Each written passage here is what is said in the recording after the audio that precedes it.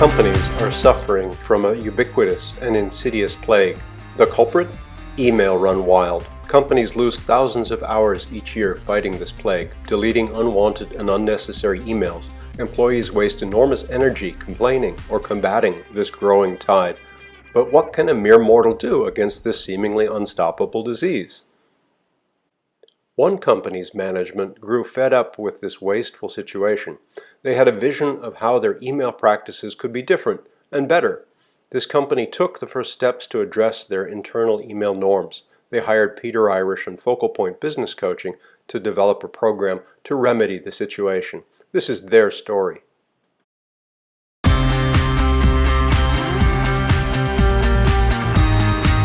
During this short video, I will not be able to cover all of the dimensions we explored. However, here are a few of the most important questions we asked via the qualitative surveys that were repeated with some intentional evolution in total 5 times. How often do you consider alternative methods of communication before sending an email? Have you seen a positive change in your colleagues' email practices as a result of this program? If so, what specific differences do you see? And several others. Alternative means of communication are key to helping solve the email conundrum, so that in fact the only 28% considered this an alternative to email at first. That represented a challenge. However, as the webinars continued and the guidelines grew more familiar, this percentage rose steadily until by the time of the last flight, a full 2/3 actively considered alternative methods versus email, a huge cultural shift, at least on this one parameter. Some 64% confirmed that they had seen significant progress in their colleagues' email behavior since the start of the program, and when asked what specifically was changed, they replied, faster alternatives, more concise emails, fewer unnecessary emails, higher awareness and use of the guidelines, and fewer copies. The last flight also saw a significant evolution in the one word describing the company's internal email culture. To be sure, there was still some negative word choices, but the negatives had dwindled significantly while the positives had multiplied. Improved or improving showed up 9 times independently. Also, there is a significant shift toward more rational word choices, indicating that the whole subject had become less emotional. Discussion in the last flight of webinars anecdotally confirmed the data. Employees really did see a change among those who had been through the program.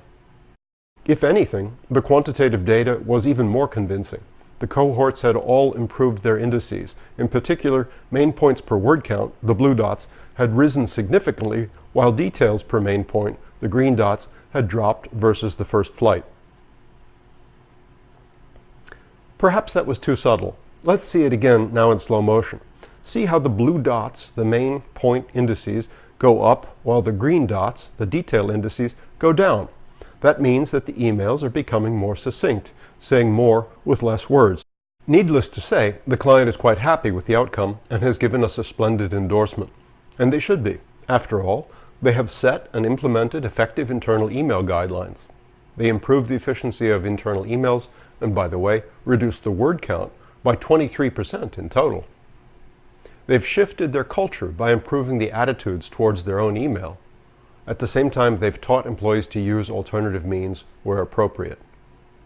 We will, of course, continue to monitor employees' email practices and attitudes to see that the positive change does not erode.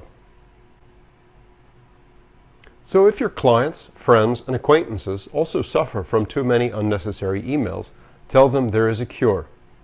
ILICATION. Oh, and you might want to give them my name. I'm Peter Irish from Business Coaching of Northern California, saying thank you and see you soon.